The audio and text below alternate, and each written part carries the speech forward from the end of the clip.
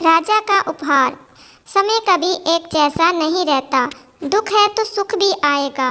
एक घने जंगल में एक तोता अपने 2 बच्चों के साथ रहता था। उनका जीवन खुशी खुशी बीत रहा था। एक दिन जंगल से जाते समय एक शिकारी की दृष्टि तोते के बच्चों की खूबसूरत जोड़ी पर पड़ी। उसने सोचा कि राजा को देने के लिए ये तोते बहुत सुंदर उपहार हैं। वह उन तोतों को पकड़कर राजा के पास ले गया। जब उसने वे तोते राजा को उपहार में दिए तो राजा बहुत खुश हुआ और शिकारी को उसने 100 सोने के सिक्के इनाम में दिए।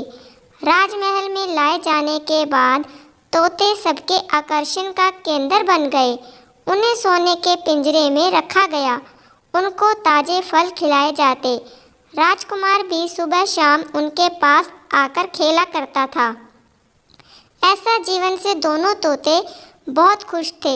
एक दिन छोटा तोता बड़े तोते से बोला, भाई, हम कितने खुशनसीब हैं जो इस राजमहल में लाए गए और ऐसा आरामदायक जीवन पा सके।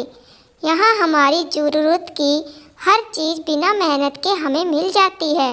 हमारा जीवन कितना आरामदायक हो गया है। लेकिन एक दिन सब बदल गया।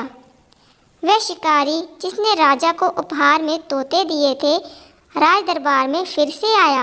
इस बार उसने एक काला बंदर राजा को उपहार में दिया। अब काला बंदर राजमहल में सबके आकर्षण का केंद्र था। उसके खाने पीने का विशेष ख्याल रखा जाने लगा। तोतों के प्रति सबने ध्यान देना बंद कर दिया। यह देखकर छोटा तोता बहुत दुखी था। वह बड़े तोते से बोला, भाई, इस काले बंदर ने हमारी सारी खुशियाँ छीन ली हैं। इसके कारण अब हमारी ओर कोई ध्यान ही नहीं देता। बड़ा तोता बोला, कुछ भी सिताई नहीं रहता मेरे भाई, वक्त बदलते देर नहीं लगती। बंदर बहुत शरारती था। एक दिन उसने महल में बहुत उत्पात मचाया। राजकुमार भी उसकी हरकत से डर गया। राजा को जब बंदर के बारे में पता चला तो उसने उसे जंगल में छोड़ आने का आदेश दे दिया। आदेश का पालन कर बंदर को जंगल में छोड़ दिया गया। उस दिन के बाद से तोते फिर से महल में सबके आकर्षण का केंद्र बन गए। अब छोटा तोता बहुत खुश था।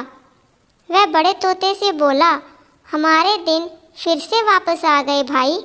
बड़ा तोता बोला, याद रखो मेरे भाई, समय कभी एक जैसा नहीं रहता, इसलिए जब समय साथ ना दे तो दुखी नहीं होना चाहिए।